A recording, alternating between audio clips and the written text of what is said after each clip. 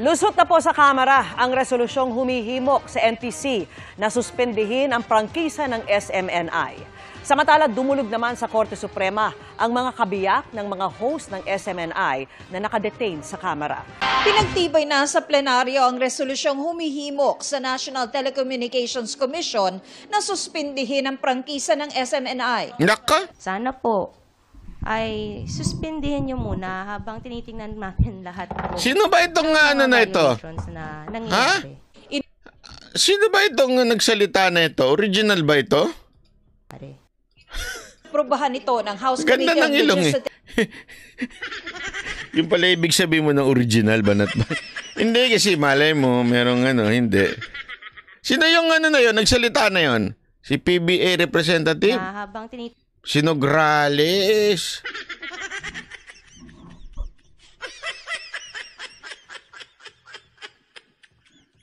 natin lahat po ng mga violations na nangyayari. Inuprobahan ito ng House Gusto ko yung bulaklak mo ate ha? Hindi, maganda naman yung bulaklak. Ano na naman nasa isip niya? Yung bulaklak niya sa tenga. Ay, hindi pala bulaklak yun. Ipit pala yun. Na habang tinitingnan natin lahat po ng mga violations na nangyayari.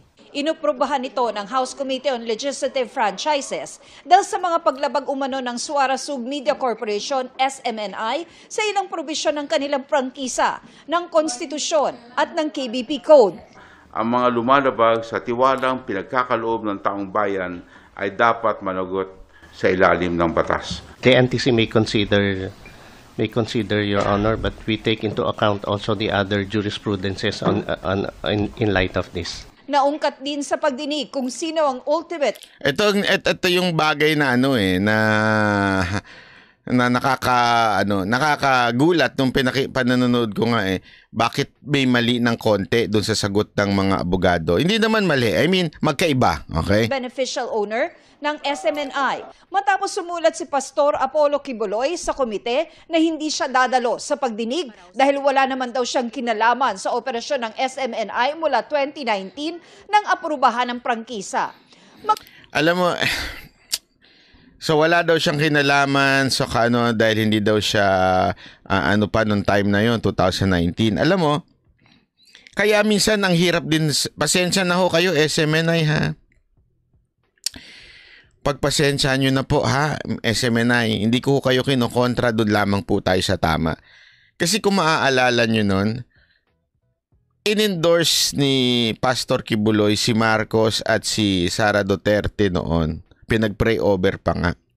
Tapos after how many days, I think weeks or months, biglang sinabi ni Quiboloy na hindi niya ini-endorse si Marcos, si Sara Duterte lang. Kaya tuloy minsan, ang hirap, alam mo yun, ang hirap ipagtugmain yung mga sinasabi nila. Kaya nakakaano tulad nito, magkaiba yung sinabi ng abogado. Alam mo yun, gusto kong suportahan ng SMNI dahil sila ay hindi dapat matanggal, hindi ho dapat Kaya lang, sana SMNI, meron lang akong payo, baka naman pwedeng mag-usap-usap kayo, yung magkaanuhan kayo para pag nag-appear kayo, iisa sinasabi ninyo. Bakit magkakaiba? Ano nangyayari? Magkakaiba ang pahayag ng mga abogado ng SMNI. In 2018, Pastor Apollo owned 1.5% of the stock holdings of Suara Sub Media Corporation. But sometime in 2021, 2022, he donated his shares to the cooperative. But based on our record, Mr. Chair, Pastor Apollo Quiboloy is the beneficial owner only in 2020. Iba rin ang mga nakasaad sa mga dokumentong isinumit. Magkaiba sila nung abogado. Sabi ko, ano ba yun? Sana hindi na lang. Sana nung nagkaiba na, tumahimik na lang yung isang abogado, magpiti ka na lang sila ng itlog. Alam mo yun? Hindi, sorry I mean, magkalabitan na lang sila. Ito dito tayo. Magkaiba sila na sagot Sabi ko nga, ano nangyayari? Bakit kayo magkaiba ng sagot? Tapos iba pa yung dokumentong ibinigay. Nagigets nyo? Iba-iba yung binigay. Iba yung sagot ni Abogado 1, iba yung sagot ni Abogado 2. Tapos, pagdating doon sa biglang iba rin yung dokumento.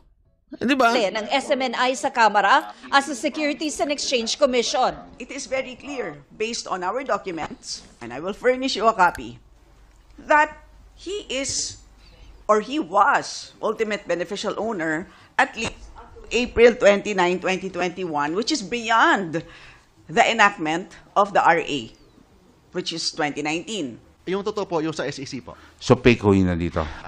Hindi man fake po. Maybe nagkamali yung nag-file po. Hindi po ba Kamali yung nag-file. Yari.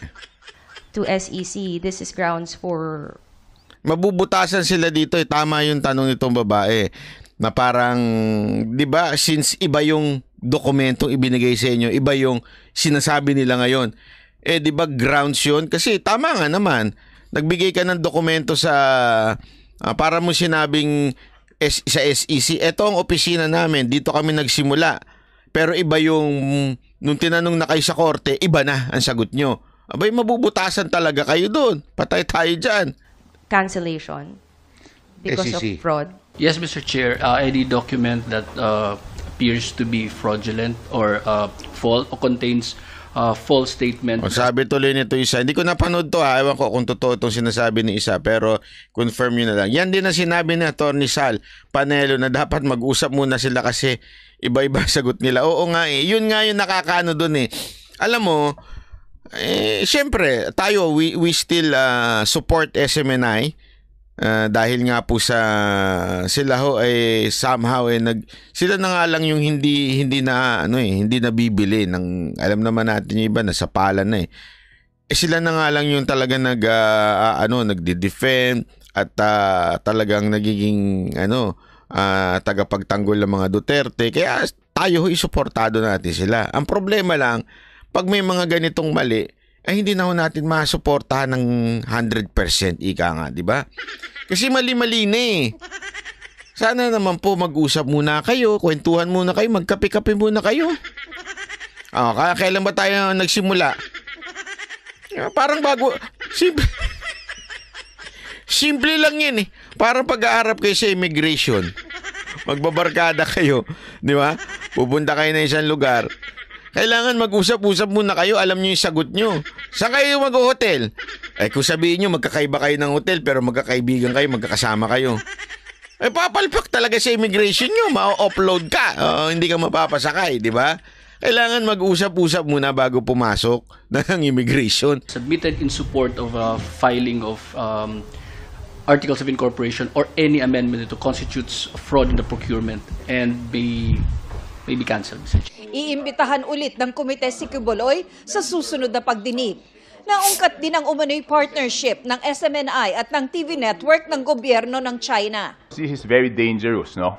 Alam naman natin ang linalabas ng China ngayon, lalo na sa West Philippine Sea, ay puro kasinungalingan. Nilinaw ng SMNI na hindi pa pinal ang kasunduan pero ongoing na raw ang video sharing nila. Iniulat din ng SMNI sa komite na sinuspindi na nila si Jeffrey Celis at nireprimand si Lorraine. Sabi nito isa, ang mali dyan, advice bakit dalawang lawyer o nagre-represent. Okay lang naman dalawang lawyer. Kasi minsan talaga ganun dalawa, tatlo.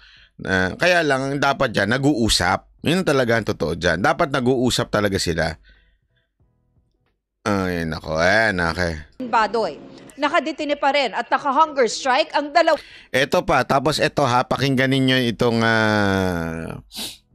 panoorin nyo lang itong part na to. Medyo napataas din ang kilay ko ng konti dito nung napanood ko itong part na to. Sa kamera. Emosyonal si Badoy nang tumanggap ng mga bisita kanina. 6 days, 24/7. Walang kain, tubig lang. Sumulat si Celis sa komite para palayain siya. At saka buko juice. Yun ang sinabi ni Badoy, sir Dahil hindi na raw makakain ang kanyang ina. Bago ang Pasko, para makauwi sa aking ina at sa aking mga anak. Nagsorry rin siya sa inasal niya sa nakaraang pagdinig at sa Tapos sinabi din niya kung sino yung source niya. hindi pag-check sa tinimbre sa kanya tungkol sa maling impormasyong may 1.8 billion peso travel fund ang Kita niyo itong part na to. Dito yung sabi ko nga, oh my golly. Dun ka mabubutasan Bakit to? Sinabi niya, nagsorry na siya ngayon Sinabi niya kung sino yung source niya, nasabi niya hindi niya sasabihin dahil yun ay naayon sa batas, pero sinabi niya rin pala. Pangatlo, inamin din niya na hindi niya binerify yung o vinet yung information na nakuha niya. Sabi ko, oh my golly, why? Why oh why? 'Di ba? That is a basic, it's a basic, 'di ba? Sa basic po 'yan pagdating sa mainstream media, especially if you are a TV host, basic po 'yan.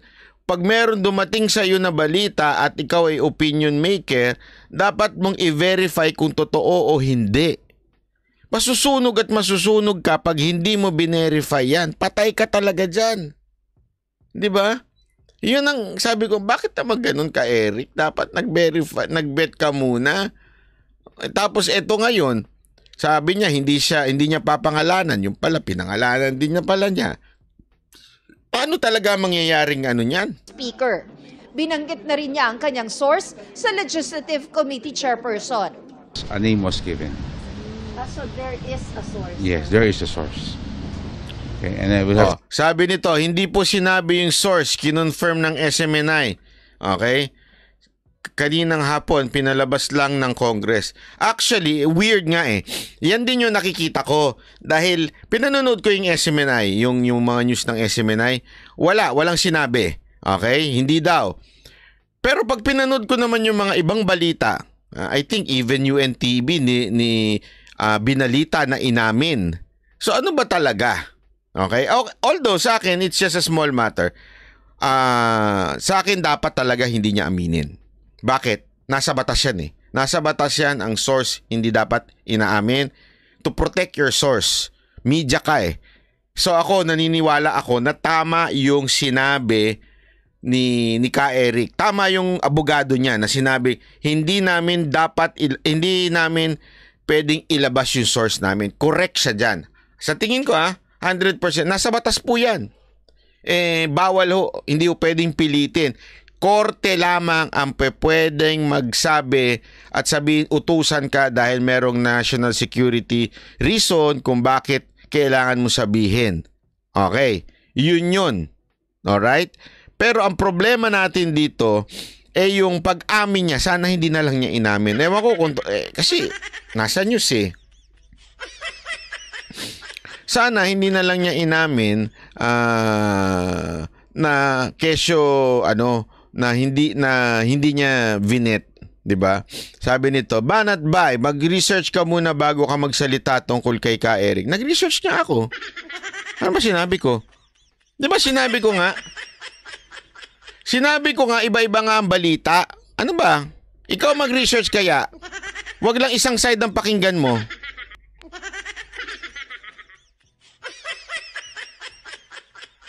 Di ba?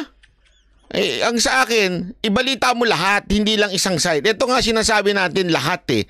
Lahat ng side. Iba yung sinasabi ni Ka Eric, iba yung sinasabi ng SMNI, iba yung sinasabi ng mga news. Di ba ho? Pero the mere fact na sinabi niyang inaamin niya na hindi niya vinet, inamin niya yun dun during the hearing eh. Na hindi niya vinet kung sino yun. Ibig sabihin, hindi niya dinoble check. Gano'n na lang. Hindi niya dinoble check. Hindi niya sinabi niya, di ba, may kumausap sa kanya. Hindi niya muna chinek. Tama ba ito sinabi sa akin? Inamin niya, hu yun. Ang bira. Di ba? Inamin niya ho yun. Yun yung pinasabi kong problema. Sana nga hindi niya na inamin eh. Sana hindi niya na lang sinabi. Nanindigan na lang niya. Basta may source ako. Yun. At basta may source ako. Ganun na lang. Hindi niya... napanood na natin dito. Na-play ko ba dito yun? Napanood na natin dito yun eh. Yung video niya na sinabi niya kung kailangan niya mag-sorry dahil hindi niya na-confirm nga. Sinabi naman niya yun. Excuse me po.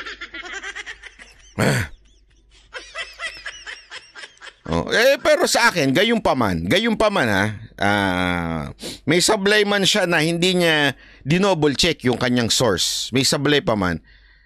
Hindi yun sapat para tanggalan ng prangkisa ang SMNI. Okay, sa akin ho yun. Ngayon, Kung itong SMNI may nilabag na batas at napatunayang may nilabag na batas, naku po, yari. Yun lang masasabi ko, yari. Sana hindi totoo na may nilabag silang batas. Kasi so far, ang nakikita kong problema na sinasabi ng Kamara na until now, hindi pa naman napapatunayan, until now, okay, ay may problema daw sa SEC registration. Sa madaling salita, simple-simple lang naman eh. Hinahanapan ng butas ng Kamara. Eto mga kongresista nito, sa sobrang pagsisip-sip dito kay Romualdez, hinahanapan nila ng butas etong SMNI para may pasara. Yan o ang totoo. Eh ang problema, alam nyo, sa Pilipinas, ayaw man natin aminin, sa totoo lang, sa Pilipinas, kung gusto natin makahanap ng butas sa kapwa, kaya natin makahanap ng butas sa kapwa. Yun o talagang totoo dyan. Di ba ho? Halimbawa na lang sa mga vlogger, 'di ba? Yung mga vlogger. Oh, gusto mo mahanapan ng butas 'yan? Oh, tingnan mo yung mga tax niyan. Oh, 'yan o naman ang totoo. Kaya nga dapat dapat alam mo, siguraduhin mong ginagawa mo yung duty mo dahil kung gusto kang hanapan ng gobyerno ng butas, hahanap-hanapan ka ng butas niyan. Sa tingin ko, ganyan ang ginagawa ng Kamara. Hinahanapan nila ng butas ang SMNI. Ngayon, ang problema, pag ikaw ay may butas na kapiraso, yari ka. Kaya dapat tiningnan muna ng SMNI kung sila ay malinis talaga. Hindi ko alam. Again, wala pa napapatunayan. Hindi ko alam kung malinis ang papel ng SMNI, malinis ba ang tax ng SMNI. Sila ang nakakaalam niyan. Dapat nilinis nila yan. Or else, talagang since pinasok nila ang political arena, ibig sabihin po nun, it's no longer a matter of right or wrong. Ipupolitika ka. Depende kung sino nakaupo.